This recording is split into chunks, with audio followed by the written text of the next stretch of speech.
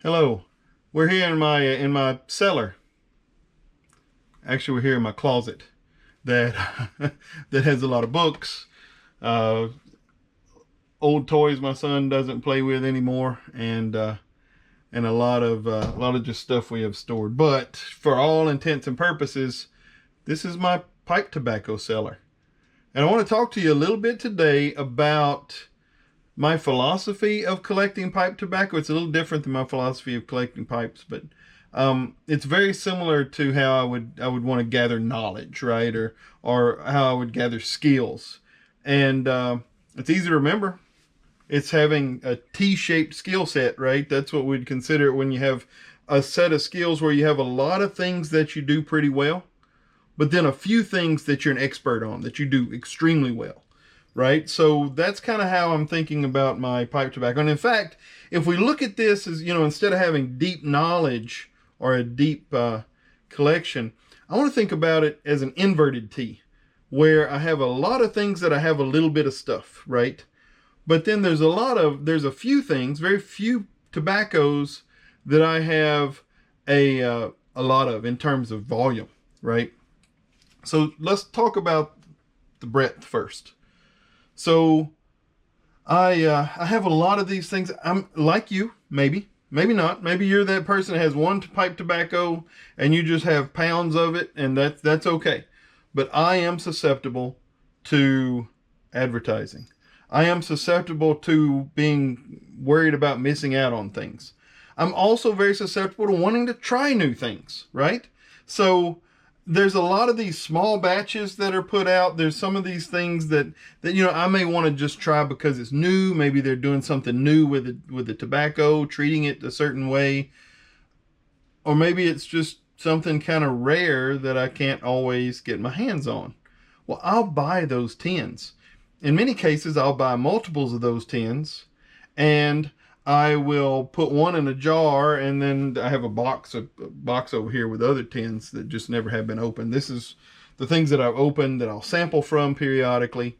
But there's some utility to this, right? I get to try a whole bunch of stuff. And also, I get to share this stuff. A lot of this I don't like, but I wouldn't have known I didn't like it unless I tried it. And one advantage to having a little bit of a lot of different things is that when we have a pipe club meeting, I will, we have a little Facebook group, and I'll send out a message and say, hey, is there anything that y'all would like to try? I can look at my cellar closet and see if there's some of that I can bring, right? And every once in a while there'll be somebody, oh yeah, bring something with some Kentucky Dark Fired, or bring something. I don't have a lot of Burley blends, but the ones I have, I'm very much willing to share. That's not my forte. But sometimes that's a good example. Sometimes I want a kind of a nutty Burley blend, and I've got a few of them in here. Do I want enough of them to where I'm going to have 2 pounds? No. That's something I want to smoke maybe once every couple months. All right. Sometimes I want something with deer tongue. Well, I have a little crooner here, right? And I don't need a lot of it because I'm going to smoke maybe a bowl every 2 or 3 months. But that's okay. I might have a friend that wants to try it. So having a breadth of pipe tobacco that covers Virginias, that covers, I have a lot of Englishes. There's some English aromatics here. There's a few aromatics. I don't smoke aromatics all the time, but I do have a couple of them that I smoke more often than others, and they are in my larger kind of deeper part, the higher part of the inverted T. But why would I get some of these? Some of these are small batches, right?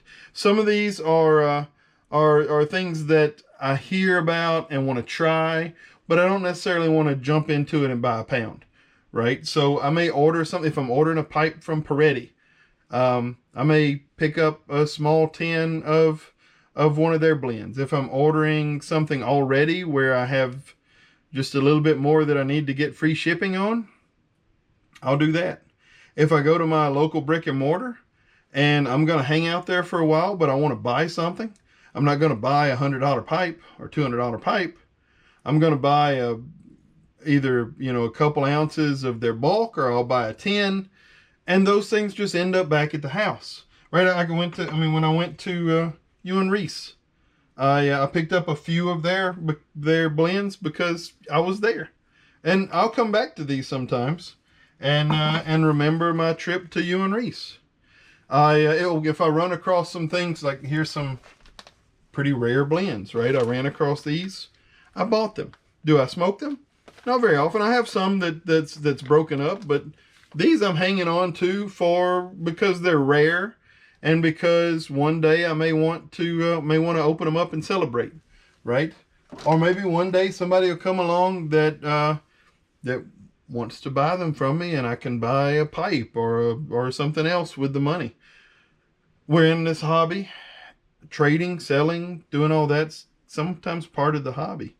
So this is the breadth. Now, for depth, right? So these are the things I try regularly, but not very often. But then there's a few things like Black Mallory, right? I smoke Black Mallory. It's one of my favorite English blends. I have a lot of it. I have over a pound here. I love Squadron Leader. I've got more Squadron Leader than I have other things. The aromatics that I smoke, I only really smoke 2 aromatics. I smoke one called an original recipe from our local Club Humidor here in San Antonio. I also smoke Cherokee from the Country Squire. Those I have well over a pound of, right? I also enjoy Cornell and Deal's Cordial because I enjoy a blend that's really heavy with Orientals. So I have over a pound of that. Those are the only ones I really have that amount of. Everything else fits in a small jar. Now, again, that's my philosophy. Let's have a lot of things so you can try it every once in a while, but the things that you really like, because you hear people saying it all the time, tobacco's not getting any cheaper. We never know what's going on in the future, right? There might be a point in the future where pipe tobacco is almost impossible to get. I've got this right now. Honestly, I don't smoke that often. I could, if this is all I had, I could find my way to like most of these things. But it's great to share. It's great to hang on to. It's just part of our hobby. And you do have people that are more collectors of pipes. You have people that are more collectors of tobaccos. My guess is a lot of people are more like me that have a pretty, a pretty large collection of both. But I, this is a lot. It looks like a lot, but friends of mine that have tobacco collections that are really into tobacco, this is just the tip of the iceberg. So enjoy your variety. Build a broad range of things that you have a little bit of to try and share. All right. If you have the money and something new and interesting comes, or something rare comes along, pick that up. You probably won't be able to come across it anymore. And if there's something you really like, buy a lot of it. Okay, that's how I think about it. Just build that depth into your T-shaped tobacco collection. So that's all I got. I hope you learn a little bit about how I at least collect. Hopefully it'll make you feel a little better if you do something similar and you feel like, hey, I've got just a whole bunch of things laying around that I don't smoke a lot of. That's okay. Be generous. Share it. Revisit things. Sometimes I go in and like, hey, I don't really like Burleys that much all the time. Maybe I'll smoke one and be like, you know what? I'm going to add this into my rotation. So enjoy the hobby. This is a part of the hobby. And as long as you don't go crazy, put yourself in the poorhouse, we all need something we enjoy, right? And honestly, it smells great in here. I love the smell of tobacco. Sometimes I'll just come into this closet and shut the door and take a big whiff. So with that, I hope you continue to enjoy this hobby, and I hope you have a great day.